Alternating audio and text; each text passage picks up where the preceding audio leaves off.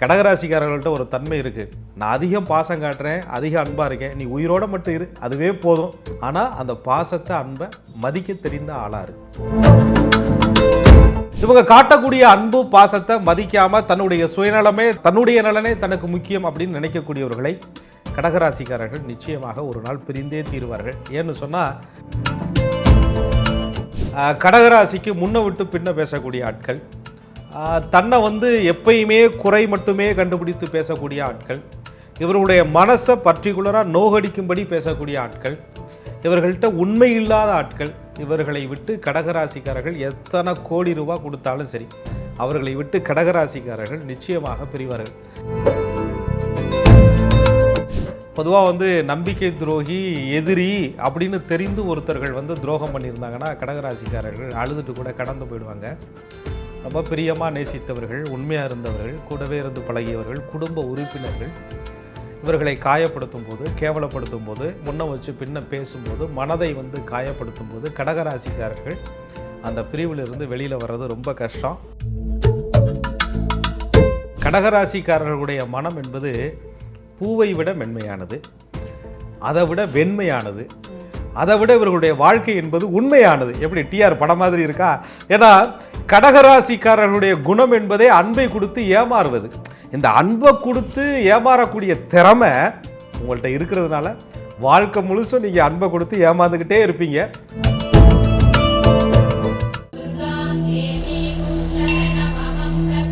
வணக்கம் சார். வணக்கம். குரு வாழ்க, குருவே துணை. இப்போ மன அழுத்த சீரிஸை தாண்டி இப்போ உறவுகளால் ஏற்படக்கூடிய பிரிவு, இதை ஒவ்வொரு ராசிக்காரர்கள் எப்படி கையாளுவாங்க, இதுலேருந்து எப்படி வெளியில் வருவாங்கன்னு பார்த்துட்டு இருக்கோம். கடகராசிக்காரர்கள் யாரை இவங்க வாழ்க்கையில் பிரிகிறாங்க சார்? நிச்சயமா, அதாவதுங்க, பிரிவு அப்படிங்கிறது விதினால வரும். அதற்கும் ஜோதிடத்துக்கு என்ன சம்பந்தம் இருக்குது அப்படின்னா, ஜோதிடத்தில் இந்த 12 பாவகங்கள் இருக்குது பாருங்கள், அதில் பிரிவை பற்றி பார்ப்பதற்கும் ஒரு பாவகம் இருக்குது. 12வது பாவகம். ஒருத்தர் தொழிலுக்காக பிரிஞ்சு குடும்பத்தை விட்டு வெளிநாடு போகிறாரு, அது ஒரு தூக்கம் தானே. உயிரை மட்டும் மாய்த்து கொள்வது, உயிர் மட்டும் நம்மை விட்டு பிரிவது, உயிரோடு இல்லாமல் இருப்பது, அந்த பிரிவெல்லாம் தாண்டி வாழ்ந்துக்கிட்டே ஒருத்தரை பிரிகிறோம் பாருங்கள். அவர்களுடைய அன்பு பாசத்திற்காக ஏங்கி நிற்கிறோம் பாருங்கள். அன்பு பாசம் எல்லாத்தையும் கொடுத்துட்டு ஒரு தவிப்புக்கு ஆளாகிறோம் பாருங்கள். அதெல்லாம் ஒரு பிரிவு தானே. செல்வத்தை இழந்தால் கூட திரும்ப சம்பாரிச்சுக்கலாயா அப்படின்ற ஒரு நினைப்பு வந்துடும். ஆனால் அன்பு குழந்தைகள், பெற்றெடுத்த தாய் தந்தையர், தன்னோடு இணைந்த ஒரு நண்பர்கள், தான் வாழ்க்கை நல்லா இருக்கணும் அப்படின்னு சொல்லிட்டு நம்ம நல்லா இருக்கணும்னு நினைத்த நல்ல உள்ளங்கள், இவங்களையெல்லாம் பிரியும்போது, பிரிவுங்கிறது அவங்களை இழக்கும் போது அல்ல, ஏதோ ஒரு குணம், ஒரு சூழலை, ஒரு சந்தர்ப்பம், அந்த பிரிவு அப்படிங்கிறது எல்லாருக்கும் பொதுவானது. அதில் ஒவ்வொரு ராசியும் ஒவ்வொரு தன்மையில் அந்த பிரிவை அணுகக்கூடிய அமைப்பு இருக்குங்கிறது சொல்கிறது தான் ஜோதிடத்தினுடைய நுட்பம். அதில் கடகராசிக்குரிய கிரகமான சந்திர பகவான் தான் மனசுக்கு காரக கிரகம்னு சொல்கிறோம். 27 நட்சத்திரங்களையும் சந்திர பகவான் போயிட்டு வரும்போது ஒவ்வொரு வேலையை பார்த்துக்கிட்டே வருவார். அதில் கூட ராசிக்கு 8 சந்திராஷ்டமத்து அன்னைக்கு மனசு ரொம்ப துடிப்பாக, அன்றைய காலங்களில் வரக்கூடிய சூழல்லாம் நமக்கு எதிராக இருக்குங்கிறதுனால தான் சந்திராஷ்டமம் அப்படின்னு சொல்கிறோம். ஆக இந்த சந்திர பகவான் அப்படின்னு சொல்லக்கூடிய அமைப்பையே ராசியாக பெற்ற கடகராசிக்காரர்களுக்கு மட்டும் என்ன விதிவிலக்கா? எல்லாருக்கும் லேசான மன அழுத்தம் இருந்தால் இவர்களுக்கு தான் இன்னும் கொஞ்சம் ஸ்ட்ராங்காக மன அழுத்தத்தை சந்திர பகவான் உருவாக்குறார். எப்பயுமே கடகராசி உணர்ச்சிகள் நிரம்பிய ராசி, ஒரு அன்பு நிறைந்த ஒரு ராசி, கருணை நிறைந்த ஒரு ராசி, தாய்மை உள்ளம் கொண்ட ஒரு ராசி, தன்னோடு இணைந்த அனைவரையும் அரவணைத்து ஒரு தாய் உள்ளம், அன்பு, பாசம், ஸ்பரிசம் இதெல்லாத்தையுமே கொடுக்கக்கூடிய ஒரு ராசி. சாப்பிட்டியா அப்படின்னு கேட்குறத விட சாப்பிடு அப்படின்னு சொல்லக்கூடிய ஒரு ராசி. அது ஒரு காலச்சக்கரத்திற்கு 4ஆம் இடம். அந்த இடத்துல தான் குரு பகவான் உச்சம் பெறுகிறார், சந்திர பகவான் ஆட்சி பெறுகிறார்.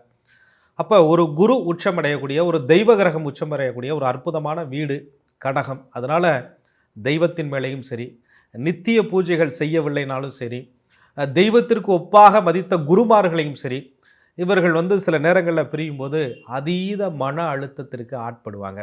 பாருங்கள், இந்த இடத்துல எங்கனையுமே செல்வம், காசு அதெல்லாம் வரல. காரணம், கடகராசிக்காரர்கள் பணத்தை இழந்தாலும், தன்னுடைய சொத்துக்களை இழந்தாலும், நகை நட்டு ஆபரணங்கள் அனைத்தையும் இழந்தாலும் கூட தனக்கு கிடைத்த ஆதரவு, அன்பு, அல்லது தான் கொடுத்த ஆதரவு, அன்பு, அதை இழக்கும் பொழுது கடகராசிக்காரர்கள் அதீத மன அழுத்தத்திற்கு ஆட்படுவாங்க. இந்த ராசிக்காரர்கள் ஒரு பிரிவை எடுத்துகிட்டு போகிற விதம்ங்கிறது ரொம்ப, அதிலிருந்து வெளியில் வர்றது ரொம்ப கஷ்டமாக இருக்கும். ஏன்னு சொன்னால் கடகராசிக்கு வந்து பந்த பாசத்தில் ரொம்ப அடிமையாகக்கூடிய ஒரு ராசி. தான் என்ன கொடுக்குறோமோ அது கிடைக்கலனாலும் பரவாயில்ல, ஆனால் அந்த நபர் வந்து அதற்கு தகுதியான நபராக இருக்கணும் அப்படின்னு நினச்சி தன்னுடைய அன்பு பாசத்தை கொடுக்காத ஒரு ராசி. தகுதி தராதரம் இதெல்லாம் பார்க்காமல் ஒரு உயிர் என்று மதிக்கக்கூடிய ஒரு தன்மை அந்த கடகத்திற்கு உண்டு. அதனால தான் மகான்கள் வந்து அதிகமாக அந்த கடகராசியில் பிறப்பாங்க அப்படின்னு சாஸ்திரத்தில் சொல்லப்படுது.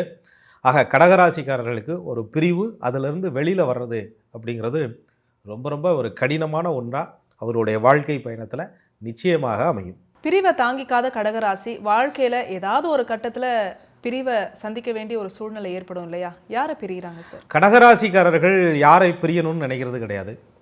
இவங்க எந்த உயிரை அன்போடு நேசிக்கிறார்களோ அவங்க இவங்களுக்கு எந்த கடமையையும் திரும்ப செய்யலைனாலும் பரவாயில்ல, பிரதிபலனை எதிர்பாராமல் இவங்க உதவிக்கிட்டே இருப்பாங்க, அன்போடு இருப்பாங்க.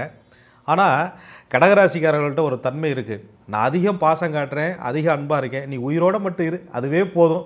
ஆனால் அந்த பாசத்தை அன்பை மதிக்க தெரிந்த ஆளாக இருக்கு. நீ எனக்கு எதுவுமே பண்ணலைன்னாலும் பரவாயில்ல, அதுக்கு ஒரு மதிப்பு வேண்டும் அப்படின்னு நினைக்கக்கூடிய ஒரு ராசி கடகராசி. இவங்க காட்டக்கூடிய அன்பு பாசத்தை மதிக்காமல் தன்னுடைய சுயநலமே தன்னுடைய நலனே தனக்கு முக்கியம் அப்படின்னு நினைக்கக்கூடியவர்களை கடகராசிக்காரர்கள் நிச்சயமாக ஒரு நாள் பிரிந்தே தீருவார்கள். ஏன்னு சொன்னால் கடகராசி அன்பு கொடுத்தா எனக்கு அன்பு கொடுன்னு எதிர்பார்க்கல, காசு கொடுத்தா காசு கொடுன்னு எதிர்பார்க்கல, சோறு கொடுத்தா சோறு கொடுன்னு எதிர்பார்க்கல, எதையுமே எதிர்பார்க்கல. ஆனால் ஒன்றே ஒன்று மட்டும் எதிர்பார்க்குது, நன்றி உணர்ச்சி. அந்த நன்றி உணர்ச்சி இல்லாதவர்களை கடகராசிக்காரர்கள் தன் வாளில் நிச்சயமாக பிரிவார்கள். ஏன்னா இவ்வளவு அன்பு பாசம் காட்டியே உனக்கு நன்றி இல்லை, வேற எந்த ஒரு பொது மனுஷன் மேலே உனக்கு நன்றி வந்துட போகுது அப்படின்ற ஒரு குணம் கடகராசி மனசை சுட்டு எரிக்கும். ஆக நன்றி உணர்வு அப்படிங்கிறது கடகராசிக்கு எப்பொழுதுமே இருக்கும். நன்றி உணர்வு இல்லாத எந்த உயிரையும் கடகராசிக்காரர்கள் நிச்சயம் தன் வாழ்நாளில் பிரிவார்கள். ஆனால் இவங்களுடைய விதி, இவங்க மேலே நன்றி உணர்ச்சி காட்டாத ஆட்கள், இவங்க காட்டக்கூடிய அந்த மதிப்பு அதற்கு தகுதி இல்லாத ஆட்கள், இவர்களுடைய காட்டக்கூடிய அந்த பாசத்தை பெறுவதற்கு எந்த விதத்திலையும் லாயக்கு இல்லாத ஆட்கள் மேலே தான் இவங்கள் தன் வாழ்நாளையே அர்ப்பணிக்க வேண்டிய ஒரு நிர்பந்தத்தை ராசியாதிபதி என்று சொல்லக்கூடிய சந்திர பகவானோடு இணைந்த பாவ கிரகங்களுடைய தொடர்பு பெற்ற கிரகங்களுடைய தசாபலன் நடக்கும்போது இவங்க வாழ்க்கை பந்தத்தில் அப்படி ஒரு சூழல் வந்து உளவியல் ரீதியாக மன ரீதியாக ரொம்ப இவர்களை பாடாப்படுத்தும். அந்த சூழலில் கடகராசிக்காரர்கள் பிரிவை சந்திப்பார்கள். அப்போ கடகராசி வந்து இவங்களை மதிக்காதவங்கள பிரிகிறாங்க. வேற யாரெல்லாம் இவங்க பிரிகிறாங்க? கடகராசிக்கு 2 கூடைய வாக்கு ஸ்தானாதிபதி அப்படின்னு சொல்லக்கூடியவர் சூரிய பகவான். ராசி தான் மென்மையான ராசி. வாக்கு அப்படிங்கிறது நறுக்குன்னு இருக்கும், நச்சுன்னு இருக்கும். என்ன காரணம் அப்படின்னு கேட்டிங்கன்னா, சும்மா அந்த அங்கே ஒன்று இங்கே ஒன்று பேசுகிற ஆட்கள், கடகராசிக்கு முன்ன விட்டு பின்ன பேசக்கூடிய ஆட்கள், தன்னை வந்து எப்பயுமே குறை மட்டுமே கண்டுபிடித்து பேசக்கூடிய ஆட்கள், இவருடைய மனசை பர்டிகுலராக நோகடிக்கும்படி பேசக்கூடிய ஆட்கள், இவர்கள்ட்ட உண்மை இல்லாத ஆட்கள். இவர்களை விட்டு கடகராசிக்காரர்கள் எத்தனை கோடி ரூபாய் கொடுத்தாலும் சரி, அவர்களை விட்டு கடகராசிக்காரர்கள் நிச்சயமாக பிரிவார்கள். அது மென்மையான ராசியாக இருந்தாலும் கூட கொடுத்த வாக்குறுதியை காப்பாற்றணும்யா, கொடுத்த வாக்கை காப்பாற்றாமல் அப்புறம் என்ன வாழ்க்கை அப்படின்னு நினைக்கக்கூடிய ராசி ஒரு கடகராசி. அந்த வாக்கு அப்படிங்கிறது பணம் வரவு செலவு சார்ந்த விஷயம் மட்டும் இல்லை, ஒரு நம்பிக்கையான வார்த்தை, ஒரு நம்பிக்கையான ஆறுதல்.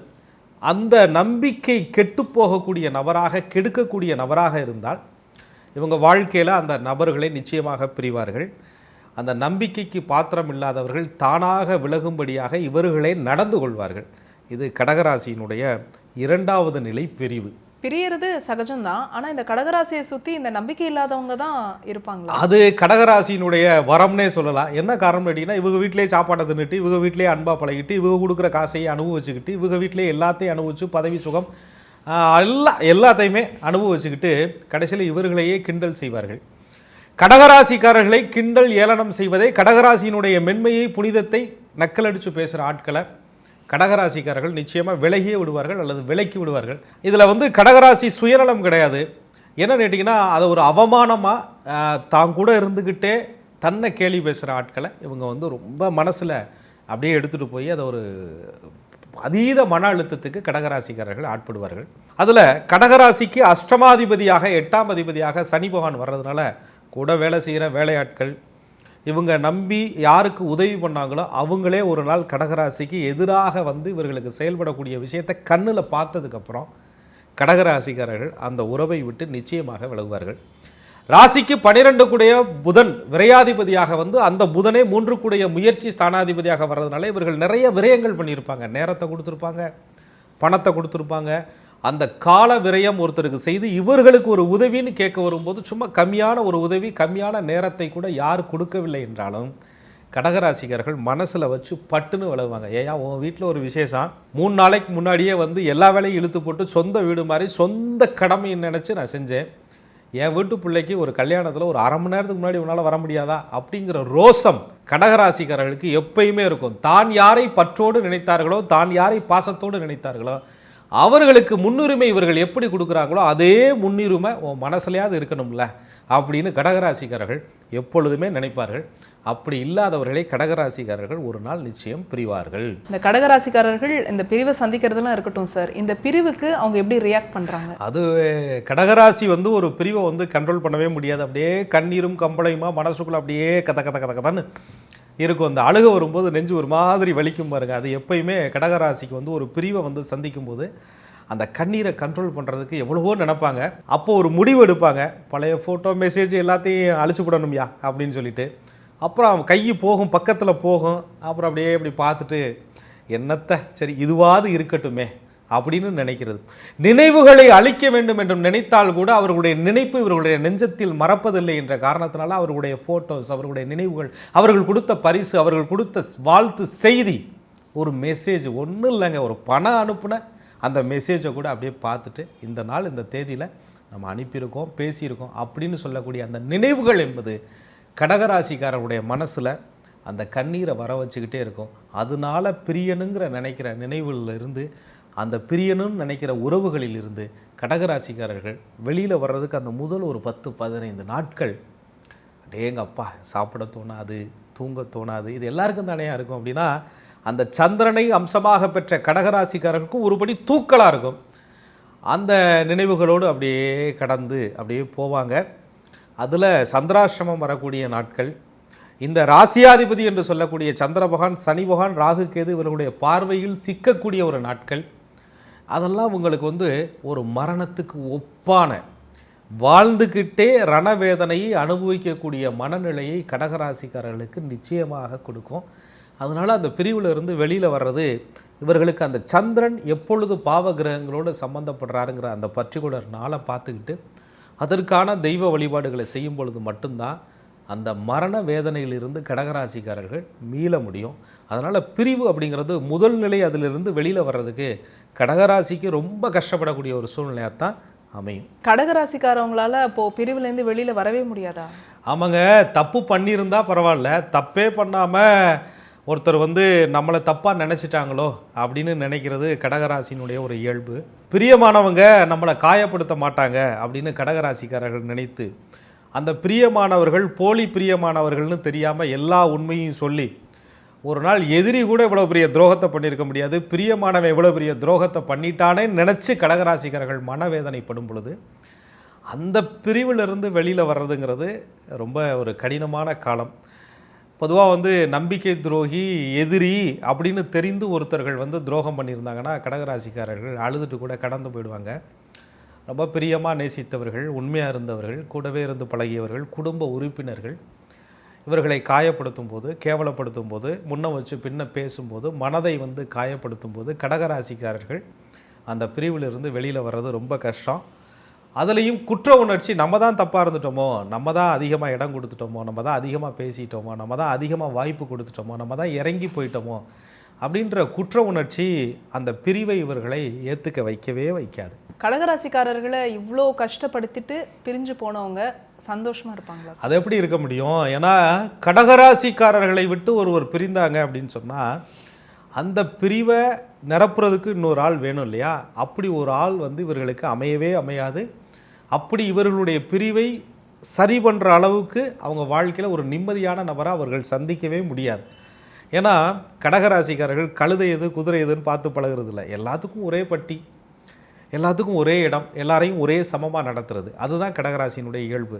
அதனால் இவர்களை விட்டு பிரிந்தவர்களுக்கு தான் இழப்பு வரும், துக்கம் வருமே தவிர இவர்களுக்கு சில காலங்கள் அந்த பிரிவு துக்கம் இருந்தாலும் கூட அதுதாங்க நிரந்தரமான ஒரு மருந்து, பீடை விலகியதாக கடகராசிக்கு அன்றிலிருந்து அர்த்தம். கடகராசிக்கு இந்த பிரிவு இந்த அளவுக்கு வேதனை கொடுக்குது அப்படின்றப்போ இந்த பிரிவே இல்லாம இருக்கிறதுக்கு இவங்க என்னென்ன விஷயம் பண்ணியிருக்கணும்? அதுக்கு நிறைய விஷயம் இருக்கு.